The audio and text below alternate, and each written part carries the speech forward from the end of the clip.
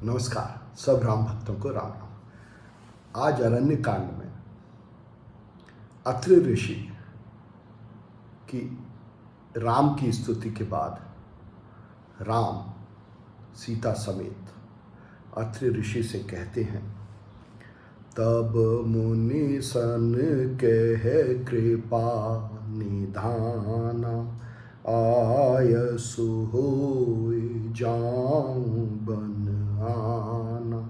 संतत मोह पर कृपा करेहु, सेवक जानी तजेऊ जनि नेहु। राम अत्रि ऋषि से कहते हैं कि आप मुझे अब दूसरे वन में जाने की आज्ञा दीजिए। क्या मतलब कि अब अभी तक आपने जो वंदना की, स्तुति की, वो एक निराकार ब्रह्म के रूप में की, और उस वन को छोड़ के, उस निर्गुण निराकार निरहंकार वन को छोड़ के अब राम सगुण साकार वन में जाना चाहते हैं, और इसलिए अत्रि ऋषि से उनकी सम्मति मांग रहे हैं। और फिर कहते हैं राम अत्रि ऋषि से कि आप मेरे को अपना सेवक जानकर नित्य निरंतर अपनी कृपा मेरे पर बनाए रखें। देखिए, राम मनुष्य रूप में ईश्वर हैं, और मनुष्य रूप में ईश्वर कह रहा है कि मेरे को सेवक जानिए। किससे? दूसरे मनुष्य से जो भगवान का रूप है।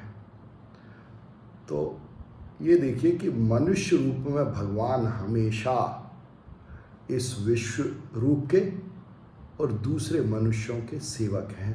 ये भगवान राम खुद कह रहे हैं अत्रि ऋषि से, और कहते हैं कि इसको जान के आप सदा मेरे पर अपनी कृपा बनाए रखिए। इसको सुन के अत्रि ऋषि कहते हैं, धर्म धुरंधर प्रभु के बानी, सुनि सप्रेम बोले मुनि ज्ञानी।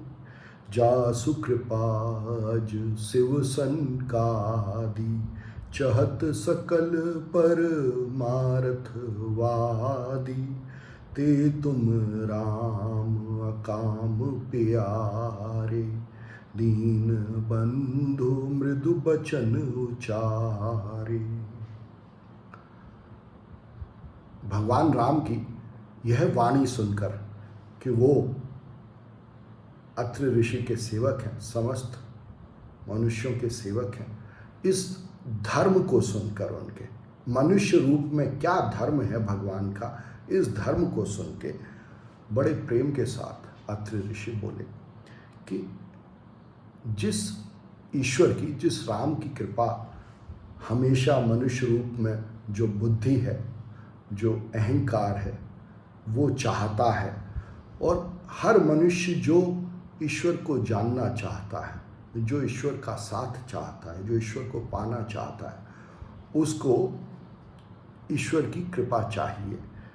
तो कहते हैं कि ऐसे तुम ईश्वर हो, और तुम्हें सब निष्काम मनुष्य प्यारे हैं, और तुम सब अज्ञानियों के बंधु हो। दीन बंधु का मतलब बंधु, मित्र, भाई, उनके जो कि दीन है, और दीन इसलिए क्योंकि उनको ज्ञान नहीं है कि वो कौन है, और तुम ऐसे वचन, तुम ऐसे शब्द कह रहे हो।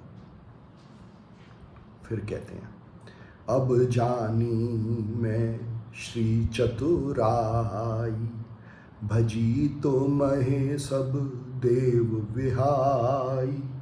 जहि समान अतिशय नहीं कोई, ताकर सील कसनस होई।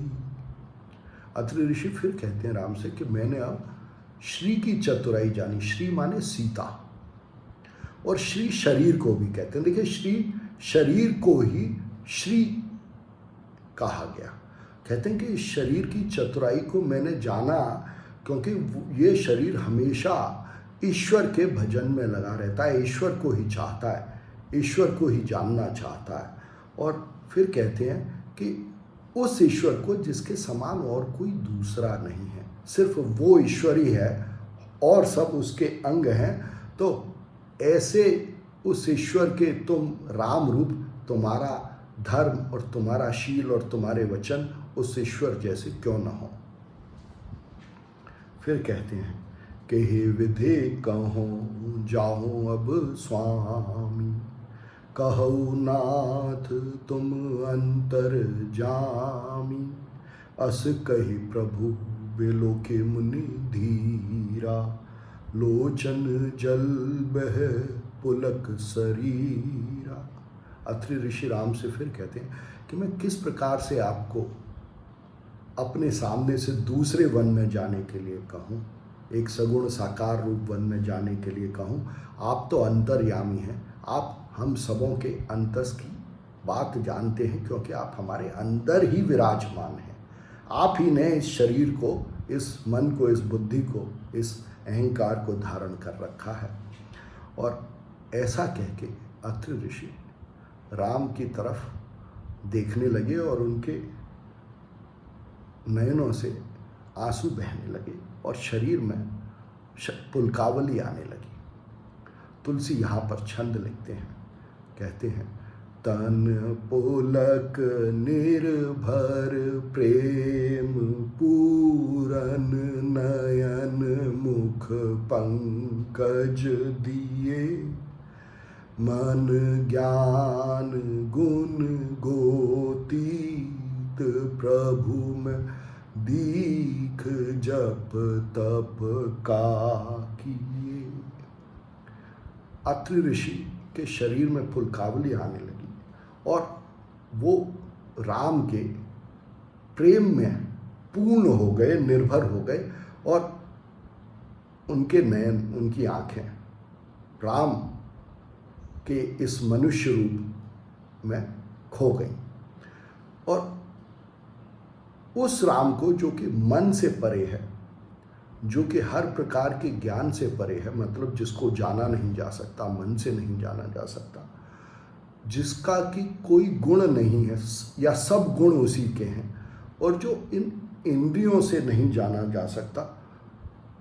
अत्रि ऋषि कहते हैं कि उस ईश्वर को मैंने इस मनुष्य रूप में देखा और जाना, ये ही मेरे भाग्यों का फल है।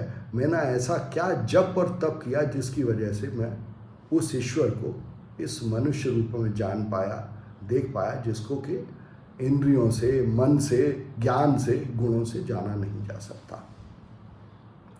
जप जोग धर्म समूह ते, नर भगति अनुपम पावई, रघुबीर चरित पुनीत, निषेदिन दास तुलसी गावई।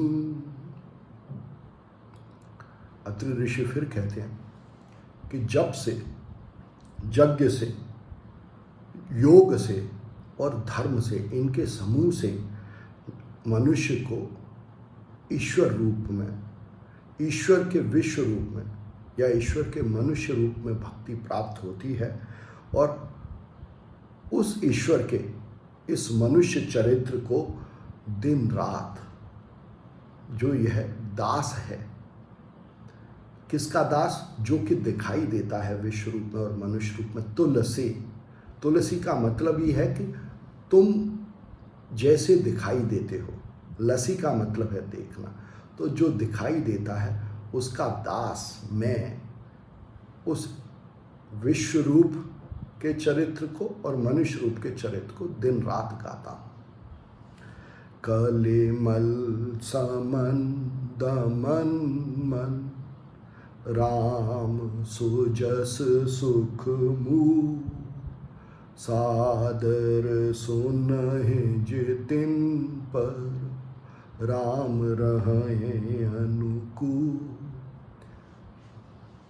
तुलसी लिखते हैं कि कलयुग से उत्पन्न पापों का नाश करने वाले, कलयुग क्या, भूत, जब मनुष्य भूतकाल में रहता है और उससे दुखी रहता है, शोक में रहता है उसकी वजह से, या भविष्य में रहता है और उसकी वजह से आशंकाग्रस्त रहता है, चिंताग्रस्त रहता है। ऐसे कलयुग के पापों का शमन करने वाला।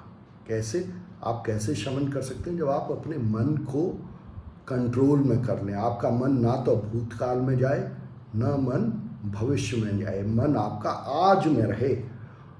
ऐसा मन राम के सुजश का वर्णन कर सकता है और राम के सुजस को सुन भी सकता है। और जो राम के सुयश को, राम के गुणगान को सुनते हैं, उन पर ईश्वर राम उनके सदा अनुकूल रहते हैं, उनको सदा इस सत्व स्थिति में बनाए रखते हैं, उनको कली के पापों से दूर रखते हैं।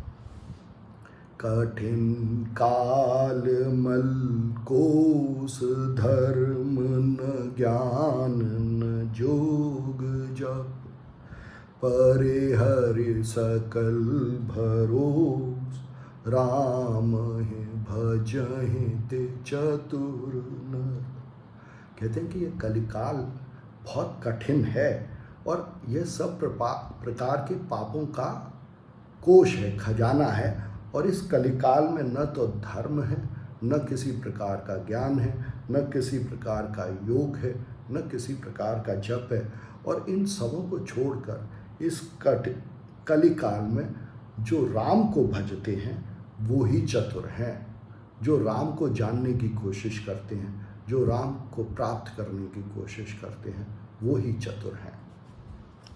फिर कहते हैं, मुनि पद कमल नाय कर सीसा, चले बनहे सुर नर मुनि ईसा, आगे राम मनुज पुनि पाछे, मुनि बर बेश बने अति काछे।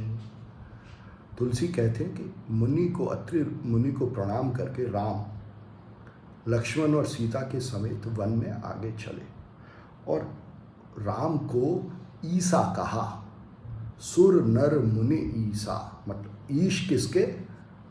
वचनों के, मन के, विचारों के और शरीर के, इन तीनों के ईश्वर हैं राम। ईश्वर का यही ईश्वर की व्याख्या है कि ईश्वर इस शरीर का, शब्दों का और विचारों का ईश्वर है। इन तीनों पर उसका नियंत्रण है, कंट्रोल है।